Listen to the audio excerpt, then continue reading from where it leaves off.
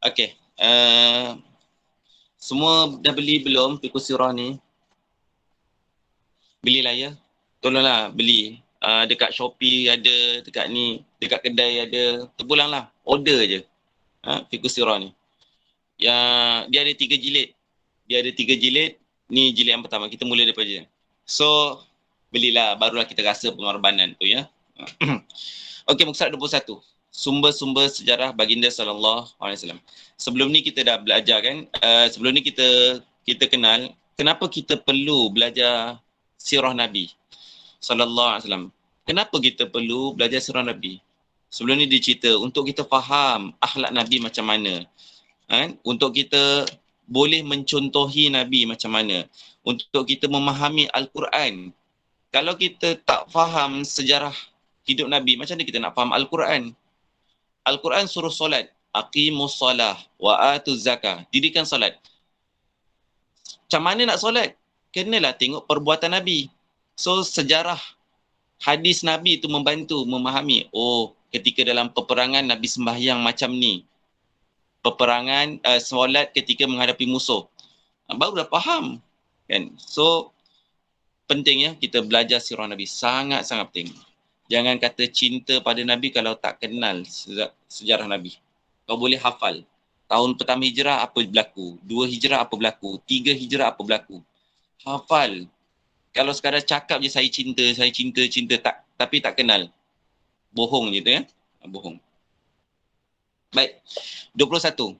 Jadi bila kita nak belajar sirah Nabi, kita kena tahu sumber yang betul. Hari ni ramai orang, dia belajar, kononnya dia rasa dapat ilmu. Tapi sumber tak betul. Dia nak belajar ilmu, dia Google. Google tu, bila kita search kat internet, ada laman web yang betul, ada laman web yang tak betul, ada penulis yang betul, ada penulis yang tak betul. Kan? Jadi orang sekarang dah tak mahu nak belajar, dah tak mahu nak berguru dan dah bercampur bau dia punya ilmu dia. Tak betul tak tidak.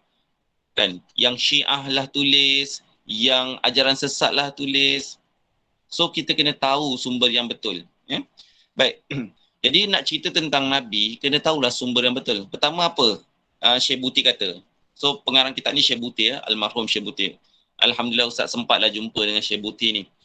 Kamu boleh baca dia punya sejarah Syekh Buti ni macam mana perjuangan Syekh Buti ni. Baik, pertama sumber tentang Nabi ni daripada Al-Quran. Al-Quran lah kan sumber utama cerita pasal kehidupan Nabi sallallahu alaihi wasallam kan. Teguran Nabi amma yatasaalun anin naba'il azim. Bukan kan. Abasa wa tawalla an ja'ahul a'ma. Cerita pasal Allah SWT tegur Nabi sallallahu alaihi wasallam yang mengetepikan Abdullah Ibn Maktum yang buta. Sebab masa tu Nabi tengah cakap dengan pembesar-pembesar Quraisy. Allah tegur, mentang-mentanglah orang ni buta, kau tak layan ya, kau sibuk dengan orang-orang pembesar. Kan? Jadi sebenarnya Nabi masa tu, Nabi tengah nak cakap dengan pemuka-pemuka Quraisy. Bukan Nabi nak ketepikan Abdullah Ibn Maktum yang buta tu. Maksud Nabi, nanti aku cakap dengan kau. Tapi Allah tegur ya. Abasa wa tawalla an ja'ahul a'ma. So, kitabullah. Al-Quran cerita tentang sejarah Nabi. Okay. Yang kedua, mana kita nak tahu tentang sejarah Nabi ni? Of course, melalui kitab-kitab hadis. Hadis tu apa? Perkataan, perbuatan, pengakuan Nabi, itu hadis. Yang ketiga, kitab-kitab sejarah. Kitab-kitab sejarah. Tapi kitab sejarah ni pun kena belajar betul-betul ya. Tengok apa Syekh Buti kata, masalah sekarang ni, zaman sahabat tak tulis kitab sejarah Nabi ni. Zaman tabi'in baru ditulis. Kan? Dia kata apa? Muka surat 23 tu, setelah beberapa ketika terdapat beberapa orang yang cuba mencatat riwayat hidup Nabi sallallahu alaihi wasallam ala kadar yang sampai pengetahuan mereka, seperti Urwah Ibnu Az-Zubair. Urwah ni anak sahabat. Maksudnya tabi'in, anak kepada Zubair bin Awam kan. Urwah bin Zubair. Jadi, tapi masalah dia, mereka tulis ni tak banyak, tak komplit. Asalnya macam kita tulis biasa-biasa je. Tak tahu sangat ada awalnya kepentingan menulis sejarah Nabi. Tapi, Allahumma salli alaihi wasallam, tulisan-tulisan mereka ni, Urwah bin Zubair, kan, Wahab bin Manbah, Ibnu Syihab Az-Zuhri ini, yang pada tahun-tahun awal ni, semuanya kebanyakan dah hilang. Sayangnya apa yang dituliskan oleh mereka ni telah hilang. Hanya tinggal beberapa bahagian saja yang ditemukan. Setengahnya ada dalam kitab At-Tabari, manakala sebahagian lain pula tersimpan dalam bandar Hindenburg di Jerman. Tiba-tiba kat Jerman ada. Kat Jerman ada. Ya. Sebenarnya, Allahumma salli ala sayyidina Muhammad. Ustaz pernah dengar Ustaz Muhammad Al-Amin. Dia bercerita kan, dia jadi pensyarah jemputan di Moskow, di Rusia. Dalam satu ceramah dia kata, bila dia pergi ke Rusia, oleh kerana dia tu sebagai fellow pengkaji, dia dapat masuk ke perpustakaan.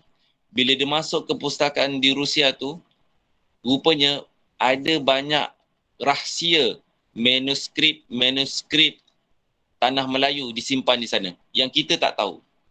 Manuskrip. Ini dah nama sejarah. Kan kita tak tahu. Sebab apa ada kat mereka ni, dekat Jerman, dekat France, dekat UK. Sebab bila mereka menjajah, kan, mereka ni menjajah.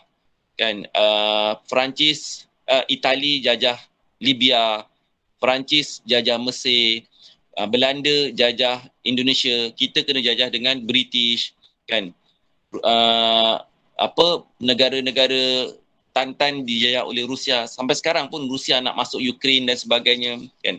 Bila mereka menjajah, mereka ambil bukan sekadar material kekayaan negara tu, tapi tamadun, ilmu pun mereka ambil. Mereka ambil. Sebab tu ada kat Jerman ni. Jadi tersimpan. Macam tu juga kan, macam mana ada barang-barang Fir'aun dekat muzium-muzium UK dan sebagainya. Sebab mereka jumpa dekat Mesir, mereka bawa pergi ke London dan sebagainya. Itulah sifat penjajah. Kemudian timbul pula satu angkatan penyusun riwayat hidup Nabi. Antaranya Muhammad bin Ishaq, tahun-tahun selepasnya Muhammad bin Ishaq Al-Waqidi dan sebagainya. Tapi kebanyakan catatan mereka pun hilang. Ingatnya ketika zaman Bani Abbasiyah di Iraq, di Kufah, satu tamadun ilmu yang besar. Tapi zaman tu mereka kena serang dengan Tatar, kan. Mereka kena serang dengan Tatar keluarkan semua buku-buku dalam perpustakaan negara dan dia benamkan menjadi jembatan yang boleh menyeberangi Sungai Furat. Sungai Furat ni besar 2 kali lebar Sungai Kelang. Saya pernah pergi, kan. Bayangkan buku-buku dilonggok sampai boleh buat jembatan melintasi sungai yang begitu luas. Nak ceritanya ketika zaman Abbasiyah, tamadun ilmu tinggi. Tapi bila datang Tatar, hancur semua. Hilang ilmu-ilmu tu, kan? Dihancurkan dan sebagainya. Jadi nak beritahu, kan, kitab sejarah yang ada sekarang ni pun kita, sebab tu ulama khilaf. Sebab apa? Tak daripada sumber asal. Tak daripada sumber orang-orang terdahulu. Adalah satu, kita kata selepas daripada zaman Muhammad bin Ishaq ni, iaitu zaman Ibnu Hisham. Zaman Ibnu Hisham. Zaman Ibnu Hisham ni yang tulis kitab sejarah yang bolehlah diambil dan dipegang sekarang ni. Sebab kita nak cerita pasal Nabi, sejarah hidup Nabi. Jadi kita tak boleh nak suka-suka reka-reka sejarah hidup Nabi ni. Kena betul. Kalau kita tipu atas nama Nabi, dosa. Man kazaba alayya muta'ammidan falyatabawa maq'aduhu minan nar, kan. Au qala maqal. Siapa yang menipu atas nama Nabi, maka siap sedialah tempatnya kat neraka. Nabi tak pernah buat macam tu, tapi kita cerita kat sejarah hidup Nabi, Nabi begini. Kita dah tipu atas nama Nabi, siap sedialah tempat kat neraka. Auqala maqal. Jadi kita yang paling dekat kita peganglah pegangan daripada Ibnu Hisham, tulisan daripada Ibnu Hisham yang menulis daripada kitab dia Al-Maghazi wa Al-Siyar kan. Jadi maksudnya cerita-cerita kitab-kitab sejarah yang ada ni kebanyakannya daripada Ibnu Hisham. Tapi Ibnu Hisham tu maksudnya zaman dia agak terlewat lah. Zaman dalam lebih kurang 300 hijrah lebih ke atas. Maksudnya 300 tahun yang sebelum tu zaman Nabi sampai 300 itu banyak orang yang tulis tapi kebanyakannya hilang. Penulisan tu hilang, sumber tu hilang. Kamu bayangkanlah kalau dah 300 tahun apa yang orang kemudian tahu tentang cerita orang terdahulu. Contohlah sekarang ni, kamu cuba bayangkan contoh. Kita tahu dulu ada zaman Tamadun Melaka. Tak ada siapa pun tulis tentang Tamadun Melaka. Tak ada rujukan. Macam mana kita nak tulis Tamadun Melaka kalau tak ada rujukan? Yelah, ada bangunan, ada kesan-kesan zaman Melaka, kan, kapal dan sebagainya. Tapi kita nak tulis apa? Berlaku cerita apa? Perang tahun berapa? Siapa yang menyebabkan perang dan sebagainya. Jadi masalah. Tak apalah Melaka kalau kita tulis tu, ikut dan je lah. Kan? Tak jadi masalah pun. Tapi masalahnya kalau kita nak tulis cerita pasal Nabi, sirah pasal Nabi, bukannya boleh suka ikut dan ya. Jadi itulah. Walau bagaimanapun, Syekh Buti kata, kita terpaksalah terima di akhir-akhir Ibnu Hisham. Paling dekat adalah Ibnu Hisham. Sebab yang dulu yang awal tu banyak yang hilang. Baik. Okey, rahsia pemilihan Semenanjung Arab. Ada soalan setakat ni? Ada soalan?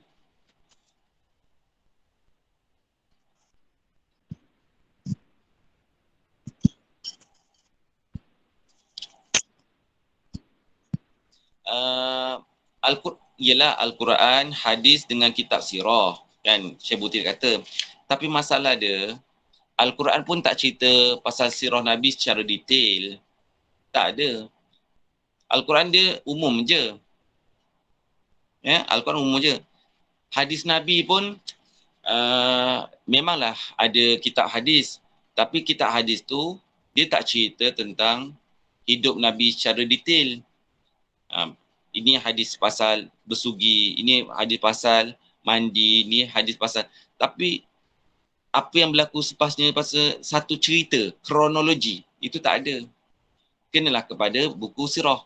Tapi masalah buku sirah tak ditulis masa zaman awal-awal dulu. Tulis pun banyak yang hilang. Syekh Buti nak beritahu, kan, apa yang kita ada kitab sirah sekarang ni sebenarnya ada masalah di peringkat awalnya. Itu maksud Syekh Buti tu. Okey. Rahsia pemilihan Semenanjung Arab sebagai tapak pelancaran agama Islam. Kenapa Allah SWT pilih Mekah? Siapa dah baca? Kenapa Allah SWT pilih Mekah? Siapa dah baca?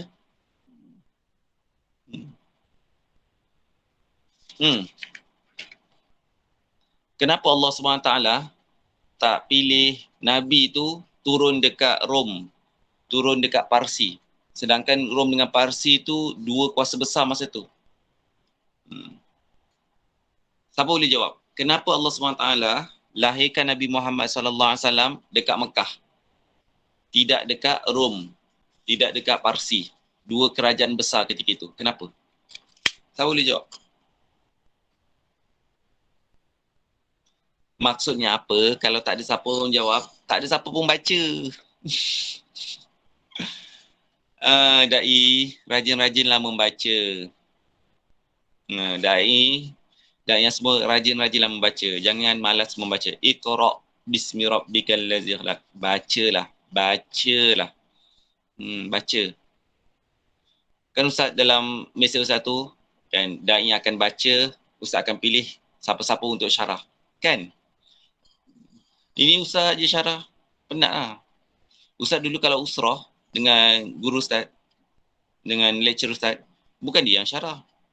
Okey, minggu depan lecturer nak kamu baca sini, nanti siapa-siapa kena syarah. Itu yang sebenarnya baru betul. Bukannya Ustaz yang cakap seorang je. Kan?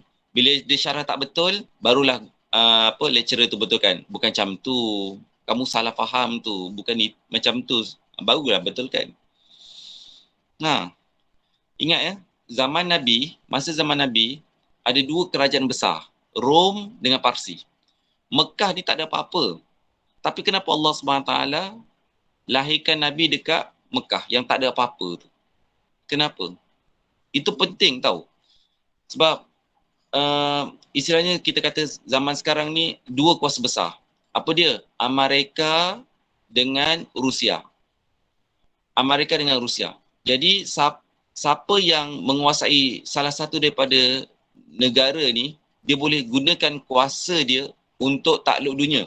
Amerika umpamanya gunakan kuasa dia, letak tentera dekat Jepun, letak tentera dekat Venezuela, letak tentera dekat Iraq dan sebagainya.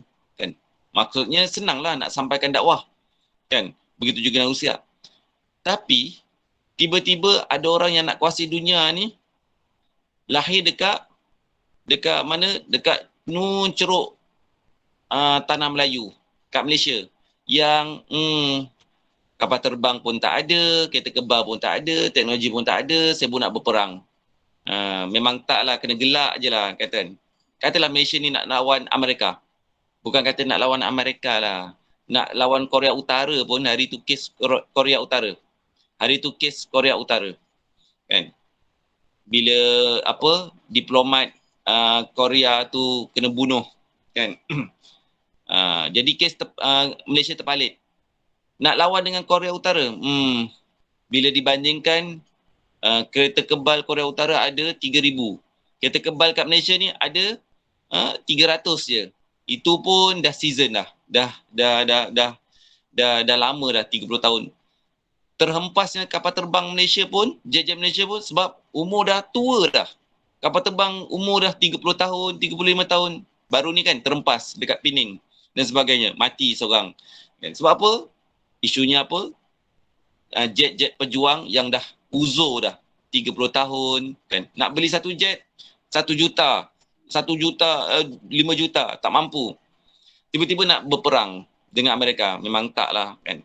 Tapi kenapa Allah SWT lahirkan Nabi dekat Mekah?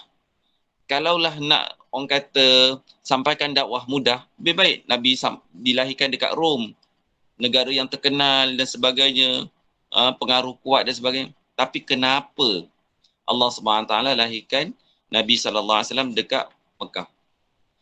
Ini rahsia yang kita kena belajar tau. Rahsia yang kita kena belajar.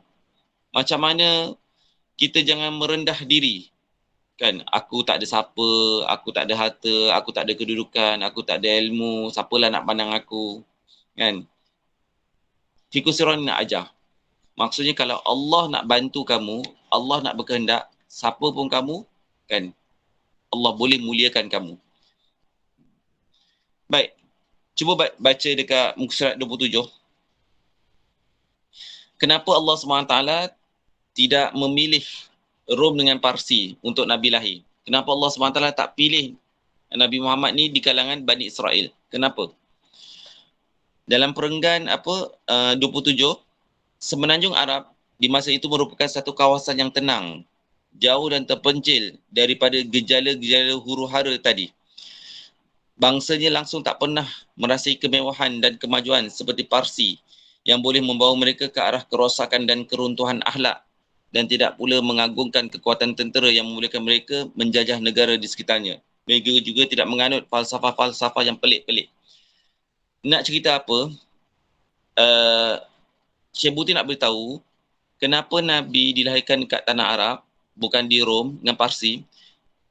Dekat Rom, banyak dah. Bila negara maju, semakin maju satu-satu negara, semakin rosak rakyat dia. Tenggelam dengan kemewahan, berfoya-foya dan sebagainya. Di Parsi pula kan maju maju dengan ilmu, tapi banyak falsafah-falsafah, filosofi-filosofi yang pelik-pelik. Aristotle lah dan sebagainya, falsafah yang ikut kepala akal je. Jadi rakyat pun ikut je. Kan? Rakyat pun ikut. Jadi Allah SWT pilih Nabi lahir di satu tempat yang jauh daripada kerosakan. Daripada kerosakan akhlak, daripada falsafah-falsafah yang bukan-bukan dan sebagainya. Kan? Daripada tempat yang tenang. Semenanjung Arab masa itu merupakan satu kawasan yang tenang, jauh terpencil daripada gejala-gejala huru-hara dan sebagainya. So sebenarnya kalau kita nak faham kan zaman sekarang, kata orang tengok kepada Eropah maju. Memang kita tengok dari satu sudut maju. Maju dari sudut material, tapi runtuh dari sudut akhlak. Kan? Runtuh dari sudut akhlak. Ada anak tak kenal bapa, tahu kenal mak je. Mak ni siapa bapa dia pun tak tahu. Kan? Nanti kahwin entah dengan siapa pun dah tak kisah. Dah bercampur bau dah. Dah tak ada dah sistem kekeluargaan, dah tak ada dah. Kadang-kadang Mak Saleh ni kan duduk bersama laki perempuan sampai ada anak 10 tahun, anak dah 2-3, tapi tak ada ikatan perkahwinan. Tak ada ikatan perkahwinan. Kan? Nampak maju, tapi negara yang dah porak-peranda dan sebagainya. Porak-peranda. Jadi kita kata kadang-kadang satu negara tu kita kata nampak zahirnya maju, tapi pada hakikatnya penuh dengan kerosakan. Penuh dengan kerosakan. So kita kena belajarlah benda ni. Kan ambil pengajaran. Bukan semata negara maju tu bagus ya. Bukan semata negara maju tu bagus. Baik, kamu baca lagi, kan Ustaz nak kamu baca lagi faktor yang kedua, faktor ketiga, faktor keempat. Kan? Kenapa Allah Ta'ala pilih Nabi dekat tanah Arab yang gersang? Kenapa? Ada faktor kedua, faktor ketiga, faktor keempat, faktor kelima. Berapa faktor? Baca sampai muka surat 32. Bulan depan, minggu keempat, Ustaz nak tanya. Kalau tak ada jawapan, maksudnya da'i ni tidurlah. Tidur. Tak ada rasa nak mengkaji, tak ada rasa nak tambah ilmu, tak ada rasa nak membaca. Alasan sibuk kerja. Sampai bila-bila lah kita ni kerja tanpa ada ilmu. Jahil. Sampai gitu. Sebab tu kan, ada orang profesor dan sebagainya, tapi ikut ajaran sesat. Ustaz, profesional pun ikut ajaran sesat. Ya, dia profesional dalam bidangnya, tapi dia jahil dalam bidang agama. Sampai dia tak tahu nak membezakan antara hak dengan batil. So, janganlah bagi alasan kerja. Tak nak faham agama ni macam mana. So, tolong baca. Kan? Kenapa Allah SWT pilih tanah Mekah? Kenapa Nabi lahir di situ? Tolong baca. Ustaz baru bagi satu tadi. Faktor pertama dulu. Daripada itu kita akan faham dunia ni macam mana. Okey. Wallahu ta'ala a'lam. Soalan? Ada soalan? Ada soalan? Korang ni dengar ke tak Ustaz cakap? Senyap je. Muaz. Ya Ustaz. Kamu dengar ke tak Ustaz cakap ni? Alhamdulillah dengar sikit-sikit Ustaz. Sikit-sikit je. Kalau Ustaz tanya balik boleh jawab tak? Senyap dah Muaz. Muaz. Ya saya. Kenapa kita perlu belajar sirah Nabi? Sebab Kenapa kita perlu belajar sirah Nabi SAW? Kenapa kita perlu belajar?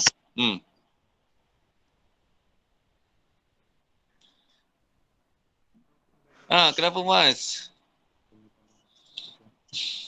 supaya tahu perjuangan Nabi. Supaya tahu yang lagi? Dapat belajar cara Nabi mengetahui sesuatu. Baik. Baik, insyaAllah.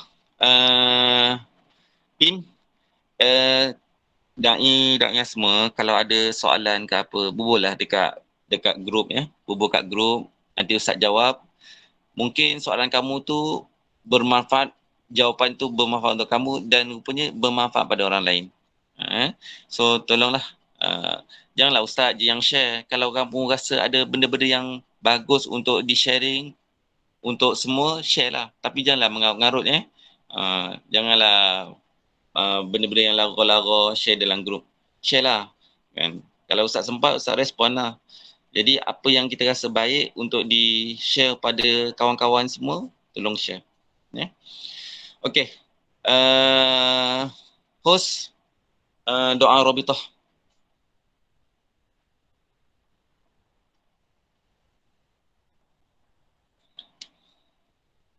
Doa Rabitah. Hai. Faruk.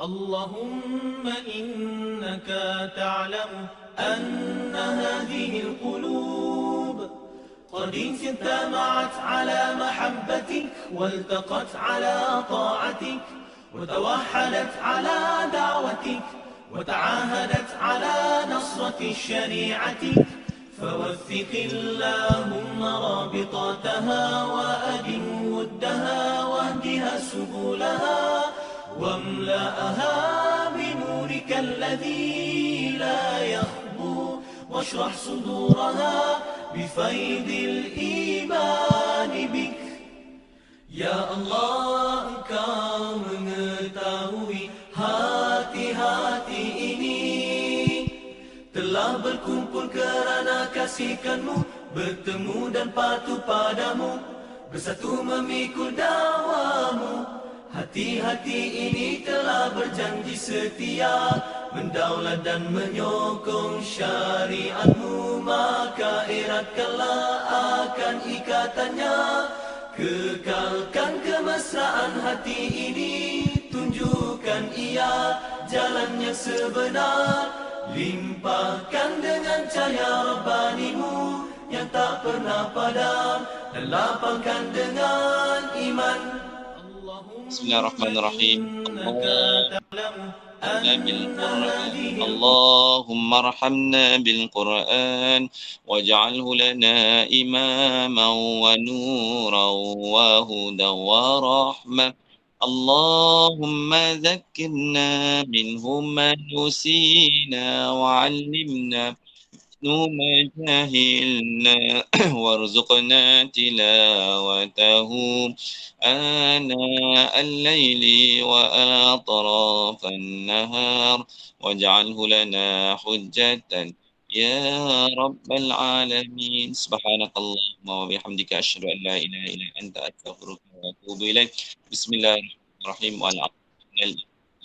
إلا الذين آمنوا وعملوا الصالحات. Assalamualaikum warahmatullahi wabarakatuh. Minggu depan